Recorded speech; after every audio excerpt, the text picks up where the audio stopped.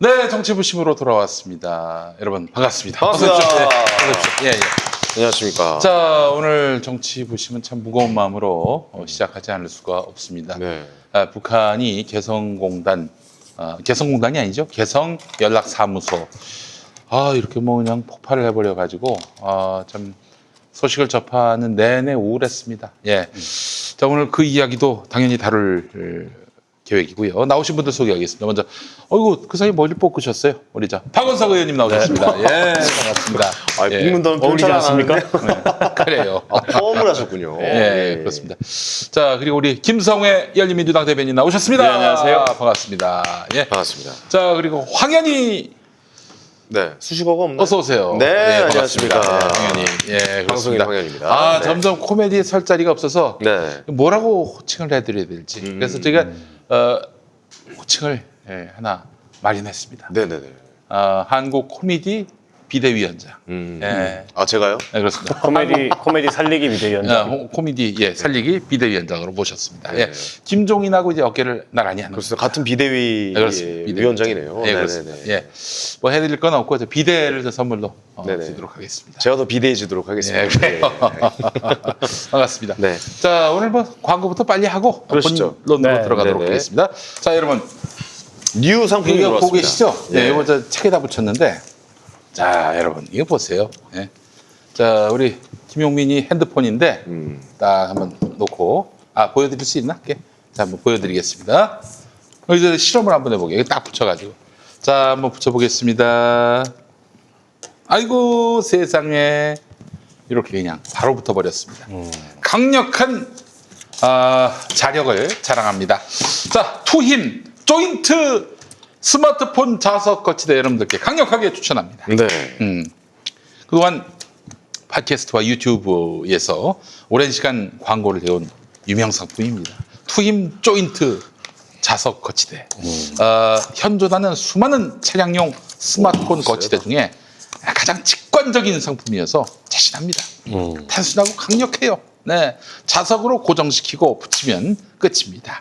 남북 관계도 투힘 조인트 스마트폰 자석 거치대 그 자석을 갖고 했다면은 떨어지지 않고 이탈하지 않고 붙었을 텐데. 네, 자, 운전 거치대가 떨어지거나 폰이 떨어질 염려 이거 완전히 그냥 쓰레기통에 넣으셔도 됩니다.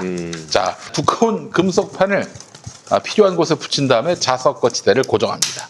그리고 스마트폰 뒷면에 얇은 금속판을 붙여요. 네. 자, 그리고 자석 거치대에 스마트폰을 붙이면 됩니다. 이게 웬만해서는 떨어집니다. 예. 이거 과장 광고인가요? 죄송합니다. 다시 한번. 저기 무슨 마인 보는 줄 알았어요. 많이 먼줄 알았어요. 예. 예, 이게 좀 세게 떼야 돼요. 이거 굉장히 세요. 네. 저 지금 요 정도 느낌이면 어느 느낌이에요? 요거 지금 겉에 이거 있거든요. 보호대가. 그런데도 이 정도로 붙습니다. 이 정도로. 그렇습니다. 예. 그래요. 이거 보세요. 그래요. 이 정도. 오우씨. 야, 이 새끼야! 이게 아니라 이게 두꺼워요, 형님. 예. 이게 두꺼워 이게. 이 새끼 지금 장사를 망치고 있어요. 요즘 매출이 떨어지고 있는데. 이 새끼. 내가 도움이 안 돼요, 도움이. 내가 너무 세게 쳤어요. 예. 미안합니다. 예. 여러분, 황현희 거는 저 진짜. 모조품입니다. 모조품이에요. 여러분, 예. 숨지 마시고. 예. 근데 이게 아주 묵직하고 좋아요. 네. 이게 요즘 차량 거치대 저도 쓰는 게 있는데 네. 자주 떨어져요. 그렇죠. 특히 떨어져요. 이 송풍구에 끼우는 거 맞아요. 덜컹하면 떨어지거든. 네. 몇 번 사실 그래가지고 운전하다가 당황한 적이 있는데 요거는 그럴 염려는 없는 것 같네. 이 접착력이 대단해 아주. 그래요, 여러분. 스마트폰을 보호하기 위한 보호 필름과 자주 사용하는 곳에 미리 붙여놓고 쓰시라고 금속판 한 벌을 추가합니다. 총 4장의 금속판을 보내드립니다. 네, 운전할 때, 러닝머신에서 이제 운동할 때, 그리고 안정적으로 셀카를 찍을 때 활용도는 무궁무진합니다. 중요한 것은 투힘 조인트 거치대의 인터넷 최저가는 34,900원인데, 자, 김용민닷컴 29,900원. 오이 싸네요. 900원. 무려 5,000원이 저렴합니다. 정말 편하고 쉬운 투힘 조인트 거치대를 김용민닷컴에서 압도적 최저가에 구매하시기 바라겠습니다. 만약에 이게 떨어졌다 그러면 우리 사장님께 가서 조인트를 깔 수 있는 갈 수 있는. 야, 저거 안 하나 했는데 하네 또. 예측 가능한 개그 야, 아닙니까? 아유, 김용민의 좋았어요. 그 표방하는 바가 아니, 예측 오히려- 가능한 개그. 오히려 웃기네. 그렇게 또 하니까 막상. 예측 가능하니까 그래요. 예. 정치도 예측 가능. 예, 아, 조인트 까는 개그. 그래요? 예. 자, 여러분 많이 사랑해 주시기 바라겠습니다. 네네. 투힘 조인트 스마트폰 자석 거치되었습니다. 아, 이거 저 진짜 안 그래도 진짜 살려고 그랬어요. 근데 여기 딱 파네. 잘했어요. 예, 예. 좋습니다. 예. 이거 봐, 이거. 자, 일단 그 남북 관계 문제를 우선 다루고 그리고 국회 그 최근에 그 원구성 그리고 상임위원회 배정 문제와 관련한 이야기 한번 나눠보려고 하는데 어떻게 보셨어요? 아니 뭐 예고를 했던 상황이어서 뭐 예고한 대로 했구나 싶긴 했는데 네. 또 우리가 설마 저렇게까지 진짜 할까 몰랐죠. 싶은 생각이 있었잖아요. 네네네. 아까 이제 뭐 오후에 한 2시, 한 50분, 2시 50분. 3시 다 돼가지고 네. 했는데 이제 앞으로가 더 걱정되는 거죠. 음. 저거는 이제 군사분계선 이북에서 물론 그 굉장히 역사적이고 상징적인 시설물이긴 한데 네. 어떻게 보면 좀 우리 입장에서는 용납하기 어려운 행위죠, 도발 행위죠. 왜냐하면 판문점 선언의 제1조가 남북 공동연락사무소예요. 그렇죠. 그러니까 판문점 선언을 위배한 거잖아요. 파기한 거잖아요. 네네네.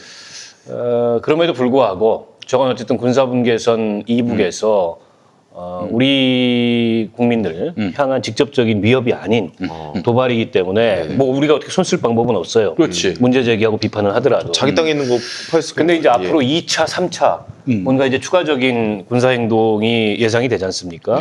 뭐 일례로 지금 개성공단이나 금강산을 조성하면서 원래 그 자리에 주둔하고 있던 군부대를 뭐 후방 뒤로 한 40km 밀었어요, 뒤로 뒤로. 뺐는데 네. 이거 다시 원상회복하겠다 이렇게 총참모부에서 지금 밝히고 있고 네.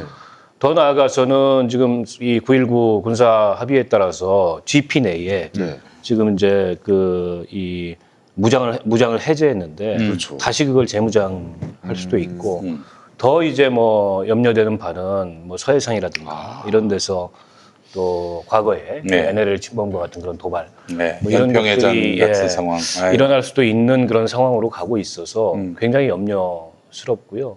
어쨌든 저 남북 공동 연락 사무소의 역사적 의미, 정치적 의미를 본다면 더 이상 이제 뭐 우리와는 소통하거나 대화하지 않겠다라는 거를 상징적으로 보여준 거죠. 네. 그래서 이 난국을 어떻게든 타개해 가야 되는데 여러 가지로 정부가 고심이 깊어질 수밖에 없는 상황인 것 같습니다. 그 아까 김종대 의원이 그런 얘기는 하더라고요. 북한이 중대한 뭔가 계획을 발표하고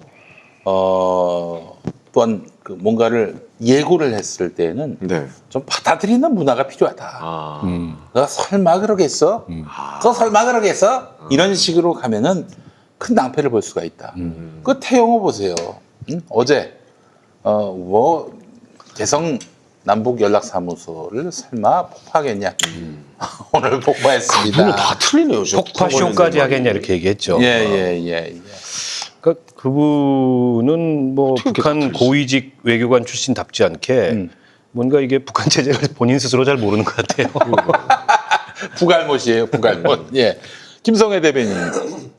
일단 뭐 저는 강한 유감이 들고요. 그렇게 남북 관계를 풀어갈 수 없다는 지점에서는 유감이라는 점을 먼저 말씀드리고 그리고 이제 걱정되는 것은 말씀하신 대로 이제 이후로 이것이 점점 군사적 긴장을 고조하는 쪽으로 갈 텐데 문재인 대통령이 그런 점에 있어서 강경한 분입니다. 그러니까 남북 관계뿐만 아니라 예전에 뭐 저기 이 정봉주 의원이 낙곰수 때 말씀하셨던 에피소드가 생각이 나는데 교육부 장관 들어오라 그래서 문재인 비서실장 시절에 노무현 대통령이 네.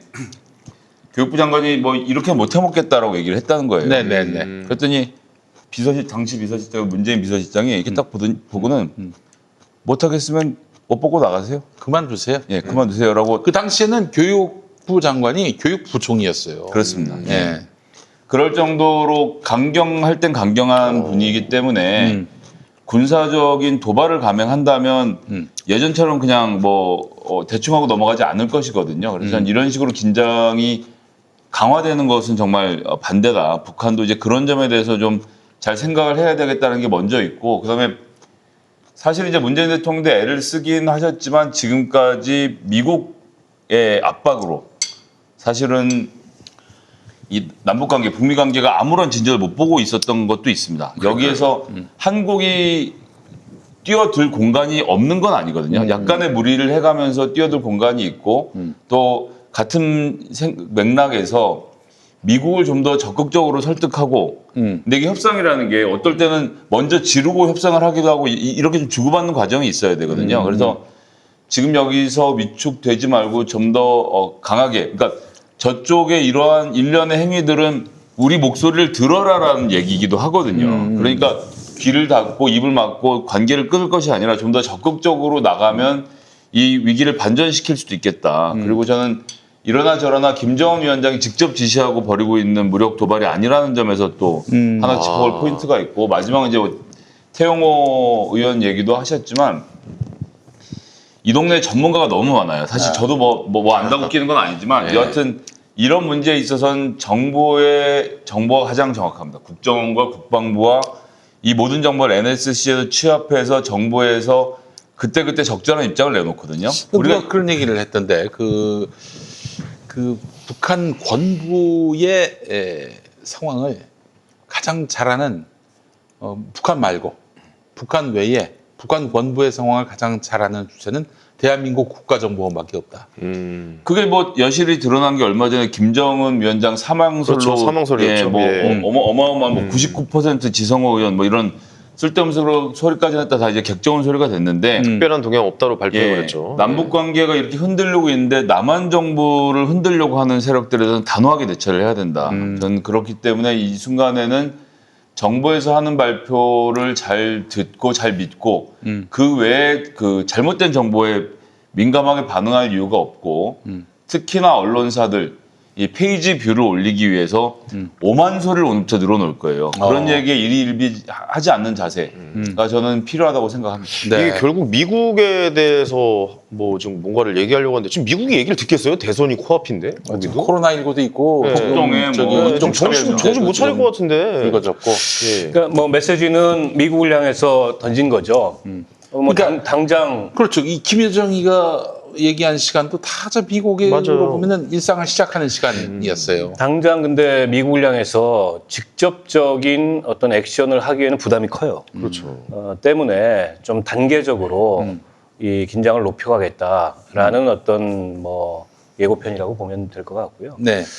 근데 이제 미국 대선 전에 뭔가 북미 간의 새로운 대화의 모멘텀이 열리겠느냐에 대해서 대체로 지금 부정적인 평가들이 많잖아요. 그렇죠. 그러니까 하노이 노딜 회담 이후에 어쨌든 트럼프로서는 이 북핵 문제에 대한 관심이 굉장히 식었고 또 최근에 이제 미국 그 행정부에서 나오는 얘기들을 보면 그 FFVD라 그러죠. 완전하고 최종적인 북핵 문제 해결, 그러니까 선비핵화, 뭐 후보상 이걸로 다시 돌아갔어요. 그거는 그 하노이 노딜 회담 이전 단계로 돌아가는 거거든. 그러니까 싱가포르 북미 정상회담 이전 단계로 돌아가는 그리고 북이 극렬 반발할 수밖에 없는 그런 입장이 최근에 이제 미 행정부 관계자들 입에서 나오고 있어요. 네. 그런 면에서 봤을 때 미국 대선 이전에 뭔가 어떤 반전의 모멘텀이 있겠느냐라는 어떤 그 회의적인 시각이 있는 건 사실인데 설사 그렇다 하더라도 네.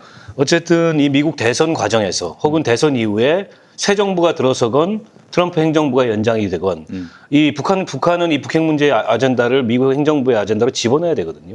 그런 측면에서 봤을 때는 지금 액션을 시작할 수밖에 없는 네. 측면이 분명히 있다고 보고 다만 이제 저렇게 해서 얻을 게 뭐가 있겠냐. 이 점은 사실은 그 북도 좀 냉정하게 봐야 되는데 네.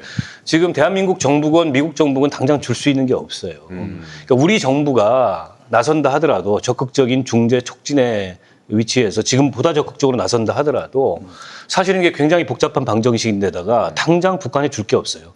지금과는 달라질 어떤 상황을 이 지금 같은 이렇게 답답한 소강 국면을 타개할 어떤 타개책을 내놔야 되는데 그게 없는 거죠. 그래서 특사얘기가 최근에 나오잖아요. 대미 특사든 대북 특사든 보내야 된다. 박지원 의원님 같은 경우에는 그걸 적극적으로 주장을 하시는데 저는 특사를 보내도 당장에 얻을 수 있는 게 있을까? 그런 안철수 면에서 특사가 안 됩니까? 그분 얘기를 왜 하지 우리가 갑자기? 김정은이 가장 두려워. 아니 그분은 아는 척 해주면 안 돼요. 거기 가서 같이 마라톤도 좀 하고 그래서- 예, 그래야 되잖아요. 그래서 저는 개인적으로 사실은 특사 얘기의 정치적 실효성일까 이런 거에 대해서 조금 회의적인 생각이고. 아니, 북한이 만나줘야 뭐 특사가. 아니 물론 이제 공개적으로 하면 안 만난다고 당장 나올 거고 그렇죠. 뭐 비공개 라인이 밀사 형태의 있겠죠. 특사도 예, 있는 예. 거니까 네네. 과거에 이제 6.15 정상회담이 열릴 때 뭐 그것도 하나의 수익인 하나. 그럼 밀사면은 어쨌든 특사인데 대통령 대신 만나는 거야 하는데 안철수가 가면은 대통령의 어떤 메시를 갖고 왔을 거라는 그럼 밀사가 아니라 밀정인 것 같아. 밀정이야. 근데 어쨌든 불쾌하지 않아요? 밀사가 됐든 특사가 됐든 뭐가 됐든 네. 내놓을 카드가 있어야 돼요. 근데 지금으로서는 내놓을 카드가 마땅치 않고 저는 뭐 북한도 이 상황을 멍청이들이 아닌 이상 모르지 않을 텐데 지금 저렇게 단계적으로 수위를 높여나가겠다는 액션에 들어간 거는 어쨌든 좀 길게 보고 미국 대선 과정이든 그 이후에 새 행정부에서도 북핵 문제를 비중 있는 어젠다로 집어넣겠다라는 액션에 전 착수한 거라고 보고 근데 이제 묘한 우리도 건 이런 있다 거예요. 이런 거군요. 네, 묘한 건 뭐 잊어버리지 마 약간 이런 거군요. 네. 이 상황에서 좀 아까 이제 우리 김성애 대변인도 잠깐 언급했지만 네.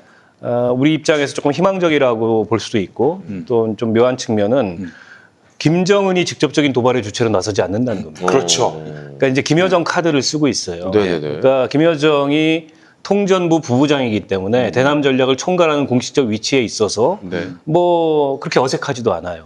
물론 어색한 거는 과거에는 이 사람이 평화의 메신저였는데 남북 간에 갑자기 돌변해가지고 굉장히 호전적인 그런 모습을 보이고 있어서 그 저는 거의 웃는 모습밖에 안 본 것 같거든요. 우리로서는 당혹스러운 면이 있긴 하나 당혹스럽더라고요. 어쨌든 김정은 위원장이 나서서 도발을 하면은 사후에 수습할 사람이 없어요. 그건 그냥 쭉 가야 되는 겁니다. 끝까지. 최고 그 존엄이. 계신 그 할아버지나 아버지가 나오지 않는 이상은 그리고 또 한 가지는 이게 노동신문이라든지 대남 관계하는 매체들에서는 지금 비난 수위를 아주 극도로 올리고 있습니다. 너무 뭐 세더라고요. 심지어는 우리 민족끼리에서는 역대 대통령 중에 가장 멍청하다 이런 표현까지 쓰면서 아이고, 이건. 나서고 있는데 조선중앙통신과 같은 관영통신에서는 그런 보도를 일절 하고 있지 않아요.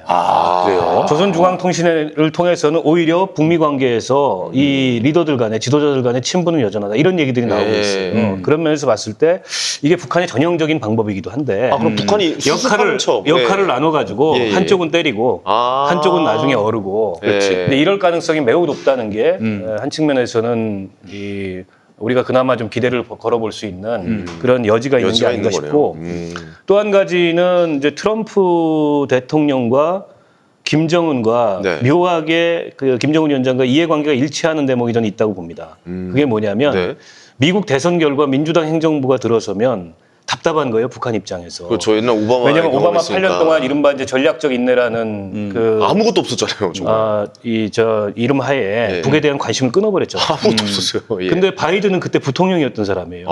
그 오바마 행정부의 정책을 개선할 가능성이 현재로서 매우 높아요. 그러네요. 예. 그러면 북 입장에서는 굉장히 답답한 거예요. 트럼프가 낫겠는데요? 그런 면에서 봤을 때 어떻게 보면은 북 입장에서는 그 겉으로 드러내서 얘기하지 않겠지만 트럼프의 재선을 원할지도 모른다. 이런 이제 추론을 우리가 해볼 수 있어요. 그런 면에서 봤을 때 또 트럼프의 그 굉장히 돌출적인 그런 성향과 맞물린다면 극적인 어떤 돌파구가 미국 대선 전에라도 열릴 가능성이 아주 조금이나마 있다. 일반적으로는 좀 어려워 보이는데 뭐 그런 것들이 그나마 지금 이 국면에서 네. 조금 희망적으로 볼 수 있는 요소들. 아니 근데 북한 카드가 대선을 뒤집을 만한 카드가 될까요? 혹시 뭐 평화 종전선을 한다고 대선이 갑자기 뒤집히거나 그러지는 않을 것 같다는 생각이 드는데. 그렇죠. 사실은 지금 미국 대선이 굉장히 어렵잖아요. 트럼프 굉장히 입장에서. 포인트 지금 격차가 너무 많이 나니까. 특히 이제 코로나19하고 예. 지금의 이 조지 플로이드 사건 때문에 거의 궁지에 몰렸고 네. 지금 자기 행정부 내에 구성원들도 등을 돌리고 있는 상황이다 맞죠. 보니까 그렇지. 트럼프 입장에서는 뭔가 이 상황을 뒤엎을 카드가 필요한데 사실 북핵 문제가 그 카드가 될지는 의문이에요. 왜냐하면 미국 지금 내부 정치 상황이 워낙 시끄럽죠. 근데 복잡하기 때문에. 지푸라기라도 잡아야 될 상황이라면은 북한 카드도 유용할 수 있지 않겠어요? 아니 근데 그 카드를 반대로 생각할 수도 있지. 아. 저쪽이 도발을 세게 나오면은 군사적 대응을 하는 위험성도 있어요. 그 트럼프의 그 럭비공 같은 긴장감을 기질로 고조시키는. 그러네. 근데 이제 북한이, 그러니까 한반도 문제라는 것이 미국 입장에서 보면 순위가 예를 들면 100위쯤에 가 그쵸. 있는 거예요. 예. 네. 눈에도 안 보이는, 우리끼리는 민족의 절체절명의 어떤 위기이고 이 한반도의 평화가 되게 갈급한 문제인데 미국 입장에서는 여러 가지 문제 중에 하나일 뿐이고 난제인 거예요. 그러니까 이제 민주당의 전략적 인내라는 거지 뭐냐면 난 잘 모르겠으니까 나중에 하자라고 10년을 제껴놓는 건데 그 10년 동안 북한에 있는 사람들 어떻게 사는지에 대한 미국 사람들 관심은 별로 없어요. 뭐 코리아가 예전에 비해서 유명해진 것은 사실이지만 미국 입장에서 여기가 가지는 외교적, 지정학적 의미가 우리가 생각하는 것만큼 크지 않다는 거예요. 그래서 이 미국에서 바라보는 한반도 문제는 그들이 잘 모른다는 게 사실 제일 큰 문제라서 네. 이런 부분에 대한 설명들이 지속적으로 이루어져야 하는데 이것은 한국 정부가 가서 할 필요도 있고 미국 내에서 한인 커뮤니티가 나서서 이런 부분에 대해서 정치인들에 대한 설득을 할 필요도 있어서 사실은 난망한 과제입니다. 저는 뭐 이게 너무 일희일비 안 했으면 좋겠다 이런 생각이고요. 어차피 단기간 내에 뭔가 이 상황이 달라질 가능성은 없어요. 네. 왜냐하면 또 지금 상황이 이랬는데 뭐 문재인 대통령이 액션을 취한다는 것 자체가 얼마나 없어 보여요. 예, 그것도 그렇고 또 만약 지금보다 수위 높은 군사적 도발을 해온다면은 그거는 우리가 그냥 타국이지 뭐. 용납할 수는 없는 거죠. 그럼 대응해야죠. 크시죠, 진짜. 그리고 오늘 청와대의 논평이나 국방부의 입장도 그렇게 좀 강경한 입장이 나갔고 네. 그러나 그거는 뭐 이제 서로 간의 입장을 강경하게 주고받는 것과 네. 또 이 상황을 타개하기 위해서 네네. 뭔가 이제 전략적인 모색을 하고 노력을 하는 것은 별개의 문제인데 네. 근데 지금 뭐 서두른다고 될 수 있는 일이 별로 없고 우리가 일희일비한다고 될 수 있는 일이 없기 때문에 상황을 주시하면서 그리고 어쨌든 북한이든 미국이든 설득하려는 메시지를 계속 내면서 지금으로서는 이 상황이 완전한 파국으로 안 가도록 관리하고 그러면서 이 출구가 뭐가 있을지 이걸 좀 차분히 모색을 해봐야 될 것 같아요. 네, 알겠습니다. 자, 아이고 참 어디 쉬운 일이 세상에 있겠습니까만 근데 이게 너무나 우리들의 그 기대와 또 희망이 불어오는 상황이어서 좀 열받지 지금- 않아요. 근데 이 경기도 안 좋은데 이렇게 한번 해버리면 내일 주식 시간 완전 진짜 요동칠 건데 주식 시장이. 샀구나 또 최근에. 나스닥 안 가고 그러니까 저거는 저거는 논평이 아니라 이해관계에서 나오는 분노야. 그래요. 이거 딱 걸렸네요. 예. 걱정이 됩니다. 예. 자, 국회 이야기 좀 한번 해보겠습니다. 우선 김성애 대변인님, 뭐 오늘 아침 그런 말씀하셨다면서요. 최강욱 국토위원 그리고 김진애 법사위원 크로스가 안 된다. 그런 말씀하셨어요? 크로스가 안 된다고 한 적은 없고 그러니까 이제 그 과정을 설명드리면 현재 그러니까 열린민주당이 국토위, 법사위, 교육위를 요청을 했고 네. 법사위도 경쟁률이 높았지만 국토위는 정말 경쟁률이 높은 글쎄 곳이었거든요. 말이에요. 민주당 의원들 경쟁률이 자체 경쟁이 4대 1이었는데 박병석 의장이 열린민주당은 재석을 원하는 그 상임위에 배치를 했어요. 네. 근데 다만 최강욱, 김진애 의원이 바꿔서 들어가 있는 상황인 게 뭐 이제 뭐 좀 안타까운 상황인 건데 왜 그렇게 박병석 의장이 했는지에 대해서는 저희가 지금 현재로서는 알지 못합니다. 알지 못하는데 이 사보임 절차에 대해서 말씀드리면 그 원내 교섭단체 같은 경우는 교섭단체에서 선수를 바꾸는 건 그냥 네, 지 마음대로. 바꾸기로 하고 네. 아니 지 마음대로는 아닙니다. 국회의장이 허락을 받아야 됩니다. 그러면 회기가 아닐 때 국회의장이 접수를 해서 재가를 해주면 바꿀 수 있는 거예요. 근데 지금까지 국회 운영하면서 제가 아는 한해에서는 그 정당의 사보임 요청을 국회의장이 거절한 적은 없어요. 그리고 문희상 의장도 자기는 사보임 거절한 적 없다 이렇게 자랑했었어요. 그거 자체는 뭐냐하면 사보임은 국회의장의 권한이지만 당내의 정치력에 대해서 존중한다 이런 뜻이거든요. 네. 그럼 이제 이론상으로는 김진애 의원과 최강욱 의원이 그 맞교대로 사보임을 하겠다라고 요청을 하면 요청을 하는 거 법적으로 가능해요. 네. 그러니까 박병석 의장이 여기에 대해서 어떤 대답을 내릴지는 알 수 없는 거죠. 근데 일단 저희가 그 문제에 대해서는 뭐 지금 논의하는 단계가 아니고 왜냐하면 이렇게 해서 상임위가 이렇게 됐으니 하십시오라고 박병석 의장이 어쨌거나 이런 저런 여러 가지 사정을 깊이 고민해서 배정을 했는데 난 됐고 예, 체인지 이렇게 할 수는 없다는 얘기인 거죠. 그렇기 때문에 저는 지금 당장에 있어서 사보임은 말 그대로 뭐 많은 분들이 관심을 가지고 계시는 문제긴 한데 지금 현재는 일하는 국회를 만드는 일이 중요하고 그래서 지금 오늘 심지어는 이제 법사위에 김진애 의원은 첫 회의 참석을 하셔서 예, 비법조인으로서 열심히 해보겠다라는 말씀을 좀 남기고 나오셨는데 이 과정은 지금으로서 하여튼 사보임에 대한 얘기를 할 타이밍은 아니라고 저는 생각합니다. 이렇게 지금으로서 사보임을 얘기할 타이밍이 아니라고 생각한다라고까지 얘기하기로 하고 우리 박병석 의장께서 묘안을 낸 게 아닌가 싶은데 결국에는 저기 아니 사보임 할 것이다.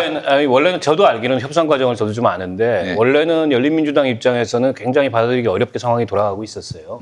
제가 지난번에 여기 나와서도 한번 말씀을 드렸지만 정의당한테 법사위를 계속 요구를 갈 것을 요구를 했고 그러나 저희 입장에서는 법사위 희망자가 없을 뿐더러 또 전문성이 있는 의원도 없고 초선 의원들이 법사위 가가지고 전문성 없는데 좀 부담스러워서 굉장히 저희는 난색을 표했고 부담스럽죠. 네. 또 그로 인해서 열린민주당하고 불필요한 갈등을 저희가 유발할 이유도 없어서 계속 저희는 고사를 해서 결국에는 이제 이렇게 된 것 같아요. 근데 누가 봐도 이거는 이후에 지금 이제 검찰 그 수사됐고 이제 기소가 됐죠.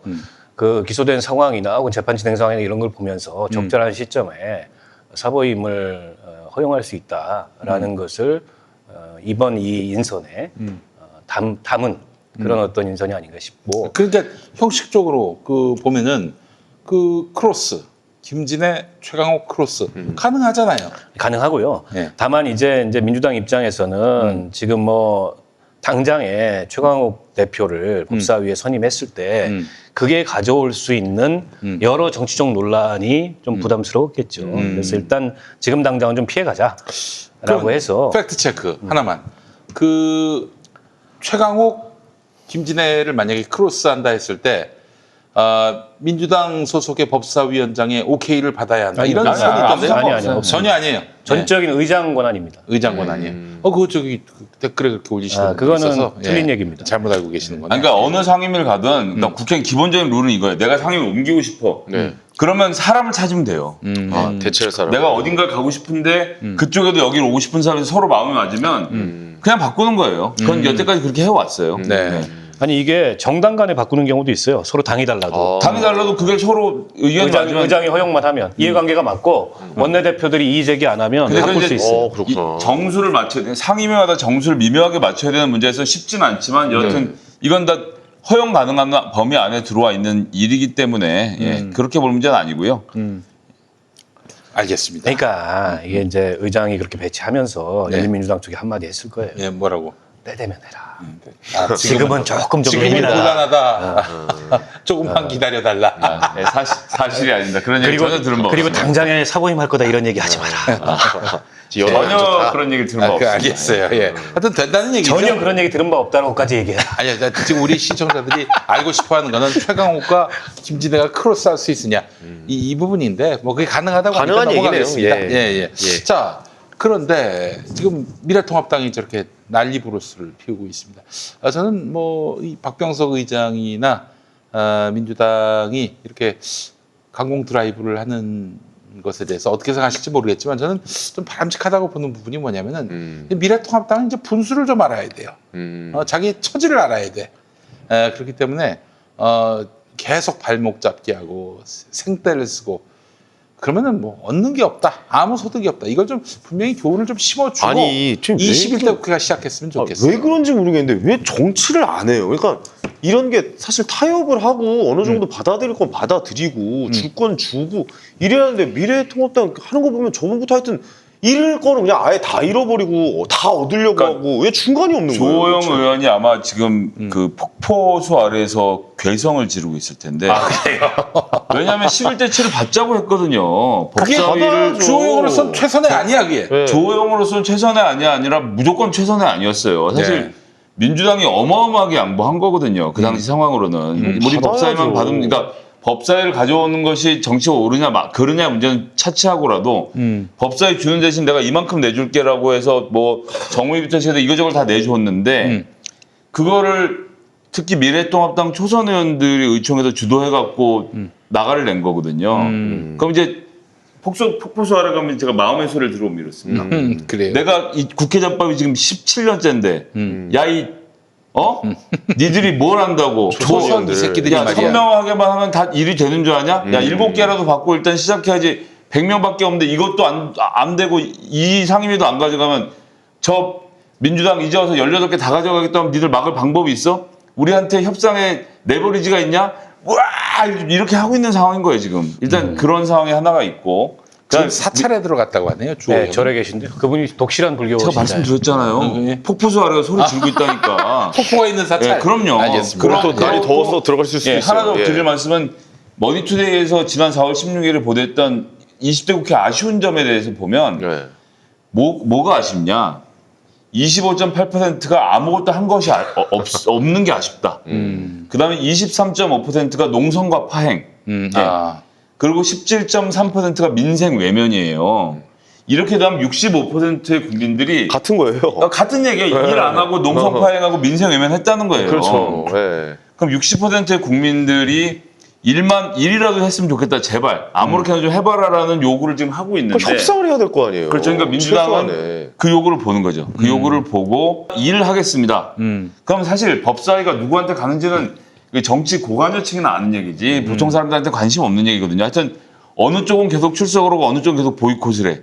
여긴 뭐 하겠다고 하고 추경 때문에 그것도 18개 다 안 하고 6개만 추려서 이건 꼭 지금 해야 되는 거니까 이것부터 먼저 하겠습니다라고 하고 박병석 의장이 19일로 19일까지 상임위를 마치겠다고 미뤘잖아요. 이건 뭐냐면 어제 상임위 정했고 네. 오늘하고 내일 이틀 여론을 살펴볼 겁니다. 여론조사를 돌리는 등의 방법을 동원해서 그 국민들이 뭐 민주당이 잘할지 모르겠는데 안 하는 것보다는 낫겠지. 그냥 해라라는 여론이 압도적으로 나오면 그러면 저는 19일에 더 결정적인 판단을 할 수 있다고 봅니다. 근데 가급적이면 전 11대 7로 가는 게 맞다고 생각하고요. 협치의 길을 열어놓아야 하는데 지금 크게 오해하시는 게 민주당이 협치의 길을 막은 것이 아니라 미래통합당 주호영 의원이 원내대표 간의 협상을 통해서 수락했던 그렇죠. 협상안을 깬 것은 미래통합당의 의원총회예요. 특히 초선 예. 의원총회 초선 의원들이라는 점. 그래서 이 문제는 국민들의 여론이 지금 굉장히 악화되어 있기 때문에 농성과 파행으로는 절대 승기를 잡을 수 없으니 미래통합당이 한번 진지하게 고민을 해야 된다고 아니 생각합니다. 어떻게 이렇게 국민들이 그 국회의원 선거에서 표를 그렇게 줘서 표심을 보여줬는데도 아직도 변하지 않고 이런 모습을 또 보여주고 있는 게 이게 좀 너무 화가 나요 이제는 정말. 그러니까요. 예, 뭐 안 하잖아요. 뭘 해야 될 거 아니야 지금 정치인들이 정치를 안 하고 앉아 있으니 이게 무슨 꼴입니까 진짜. 저 한숨이 나옵니다 이런 거 저 볼 때마다 이제는. 그럼 하나만 더. 여당의 단독 국회 아닙니다. 더불어민주당, 정의당, 그다음에 열린민주당, 기본소득당 그리고 시대전환당까지 같이 지금 국회를 의사 일정을 진행하고 있는 것이기 때문에 거여의 독주라고도 볼 수 없는 문제라고 저는 생각합니다. 일단 뭐 한국당, 그러니까 통합당으로서는 뭐 현실적으로 별 선택지가 없어요. 11대 7을 받아들이든지 네. 아니면 그 전부 민주당이 하라고 뭐 던지든지 둘 중에 하나밖에 별다른 선택지가 없어 보이고 지금 이제 법사위 같은 경우에 이게 계속 정쟁의 소재가 되는 이유는 예.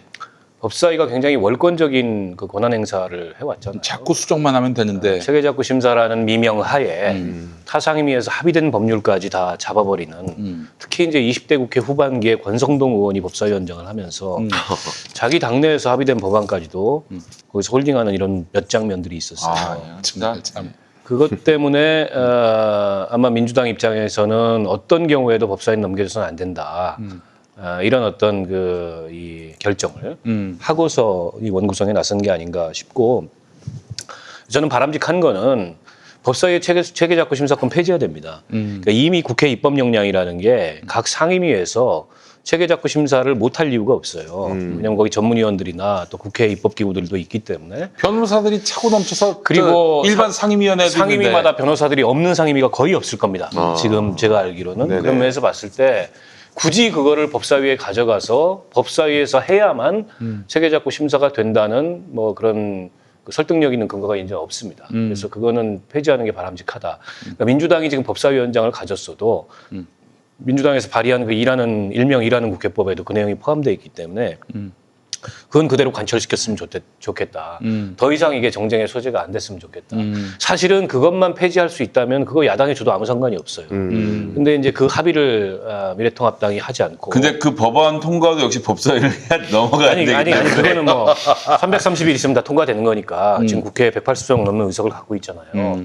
그 뭐 민주당 단독은 아니지만 뭐 기본소득당이나 네네. 뭐 시대전환이나 이런 데까지 포함을 한다면 그래서 그거는 뭐 통과되는 건데 그러니까 오히려 미통당에서는 그런 주장을 하는 거죠. 어떤 법안이든 330일 이후에 다 통과시킬 수 있는데 굳이 법사위를 가져야 되냐 이렇게 주장을 하는데 그 얘기를 이 여당 입장에서 듣기에는 그럼 모든 법안을 다 발목을 잡겠다는 얘기냐. 모든 법안을 다 패스트트랙으로 가져갈 수밖에 없게 그렇게 하라는 거죠, 지금. 국회를 파행시키겠다는 얘기냐. 그러면 진짜 줄 수 없다. 이렇게 된 거예요. 그래서 저는 이 협상 과정에 좀 아쉬움이 있고 사실은 체계자수 자구 심사권 폐지를 합의해 놓고 그리고 그걸 폐지하기로 하고 그건 이제 시대착오적인 거니까. 그리고 나서 법사위 문제를 봤다면 이게 서로 간에 타협의 여지가 있었을 텐데 주호영 의원이 그 얘기는 했었어요. 법제위원회하고 사법위원회로 나누자. 근데 이거는 해결책이 아니에요. 그거를 뭐예요? 뭐 무슨 말이에요? 그거는? 법제사법위원회잖아요. 네. 그러니까 법제위원회와 사법위원회로 두 개로 상임위를 나누자는 거예요. 그래서 사법위원회는 기존의 검찰개혁, 법원개혁 뭐 이런 거 하고 법제위원회에서 이 법원에 대한 자구심사, 뭐 위헌성 여부 이런 것들을 하자는 건데 이거는 자기들은 뭐 달래요? 그러니까 둘 중에 나눠서 뭐든 달라는 거죠. 아. 근데 이거는 그 법제위원회 그 법사위의 제왕적 권력을 그냥 놔두는 거예요. 그래서 이거는 저희는 동의하지 않고 네. 민주당 입장에서는 사법위원회도 못 주죠.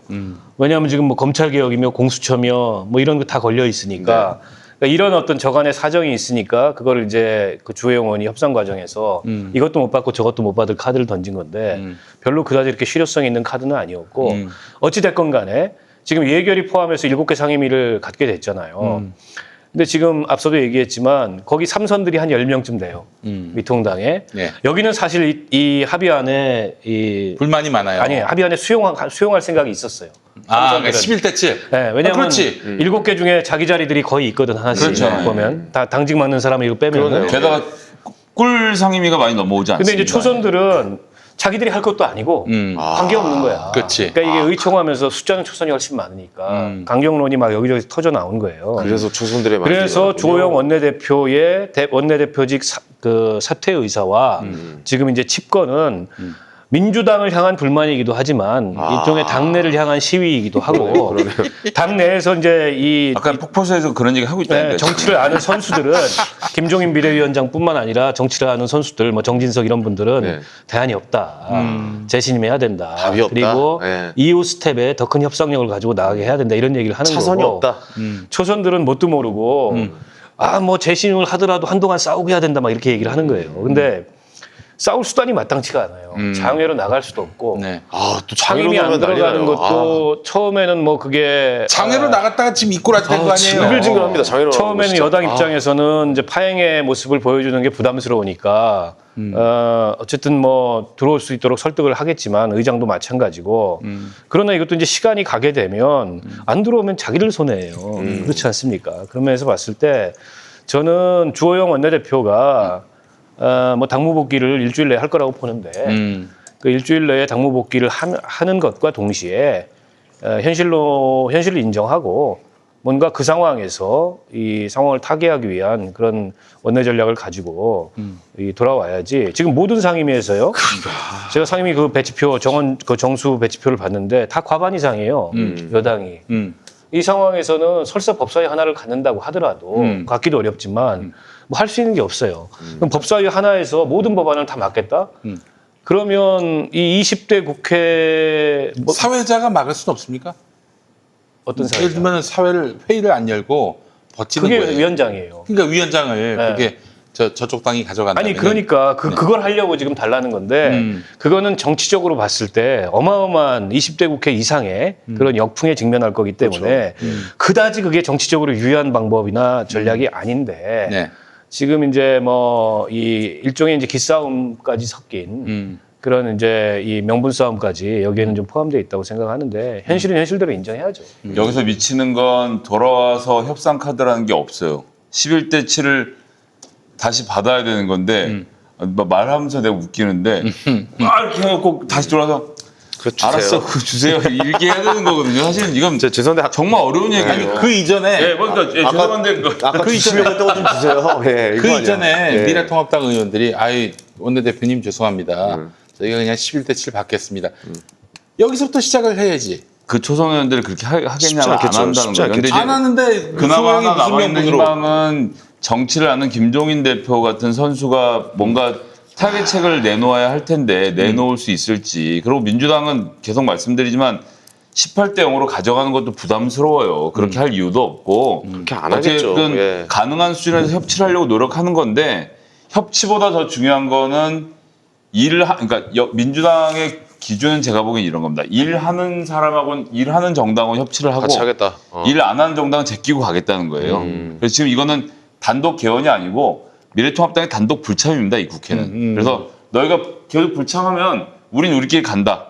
그런데 들어오면 협치를 하겠다라는 사인을 보내는 거고 근데 이게 받아야 되는 시그널인데 받기가 매우 난감한. 왜냐하면 바로 앞에서 면전에서 걷어찬 것을 다시 협상 테이블로 가져오는 게 쉽지 않아 보여요. 그러면 미래통합당이 정 안 들어오고 밖에서 보이콧하고 상임위도 안 받겠다 이렇게 얘기하면 미래통합당을 주기로 했던 국토위원장은 정의당을 주는 걸로.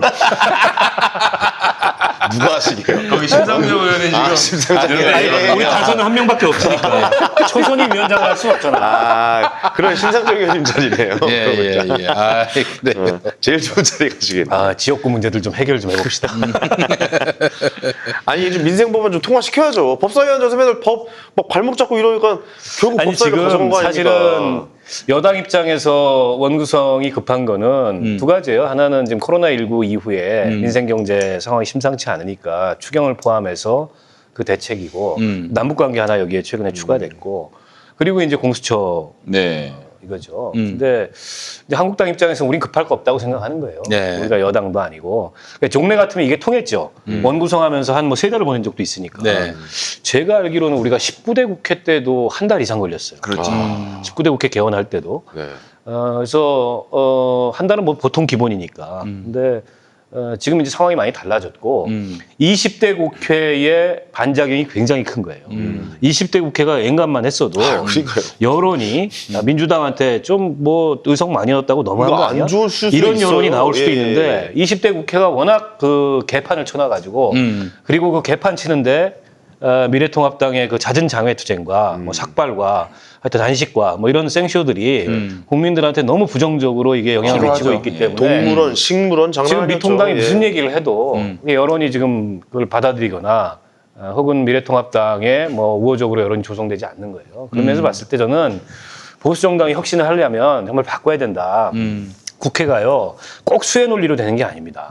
아무리 180석, 170석 갖고 있다 그래도 정치라는 게 명분과 또 해당 시기의 어떤 그 민심과 이런 것들을 누가 갖고 누가 부응하냐에 따라 정치가 달라질 수 있어요. 그렇죠. 국민의 마음을 누가 그러니까 읽어주려죠. 18대 국회 때 18대 국회가 시작됐을 때 그때 한나라당이 170 몇 석이었어요.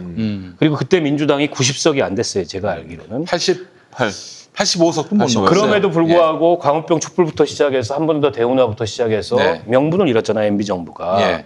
때문에 이렇게 불리한 그 의석 지형 속에서도 어찌됐든 간에 뭐 싸워볼 수가 있었단 말이에요. 그렇죠. 그리고 과거에 DJYS가 이 야당 당수하던 시절을 생각해 보세요.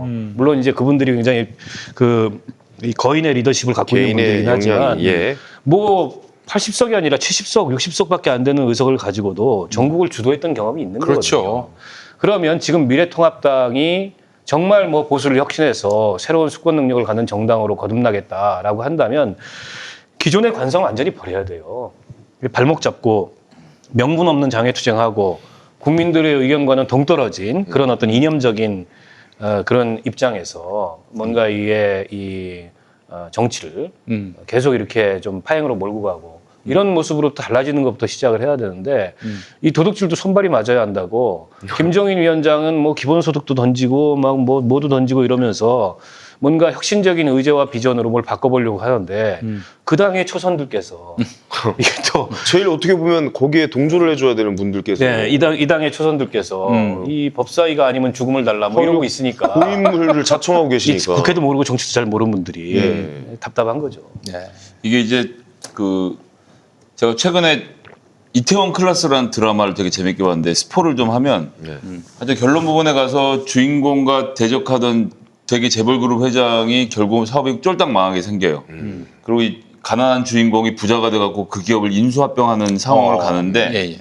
거기서 그 나이 많은 회장이 30살 먹은 애송이한테 와서 무릎을 꿇고 절을 합니다. 그러니까 무릎을 꿇고 절을 하면서 이 노인네에게 한 번만 더 기회를 주십시오라고 얘기를 해요. 그럼 이제 그 이제 긴장감이 이렇게 높아지는 화면에서 저는 그걸 보면서 그러니까 이제 과거의 관행을 생각한 거예요.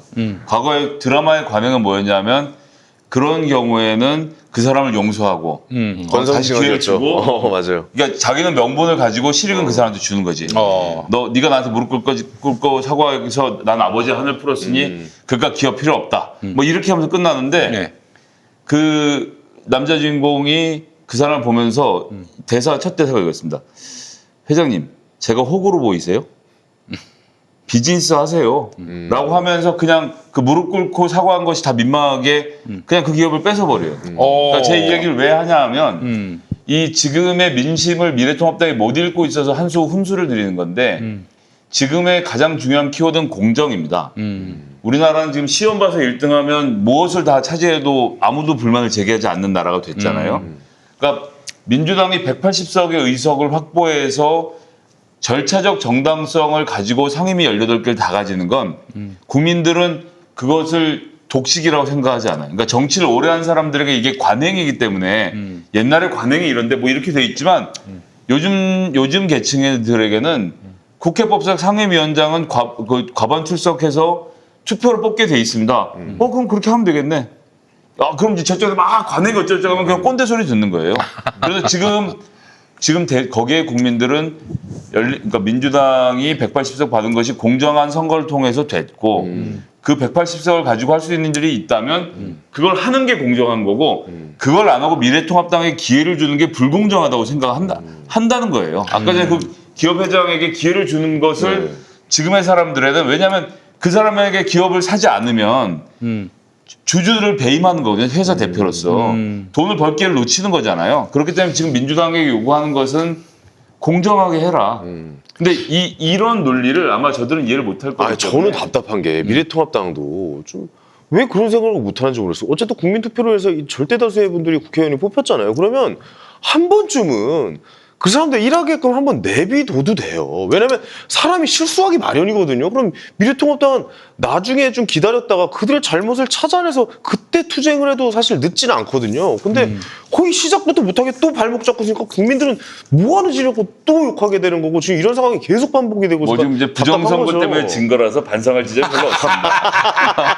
무슨 반성을 해? 예. 부정선거를 저지른 이 아직도 민주당을 부정선거 타도해야지. 얘기하고 그러니까 부정선거까지는 아니더라도 이렇게 또 논리를 만들더라고요. 득표율이 10%포인트 차이 정도밖에 안 난다. 전체 득표율. 근데 우리나라가 언제부터 전체 득표율로 민심을 판단하고 그것도 10%면 좀 많지 않아요? 비교적?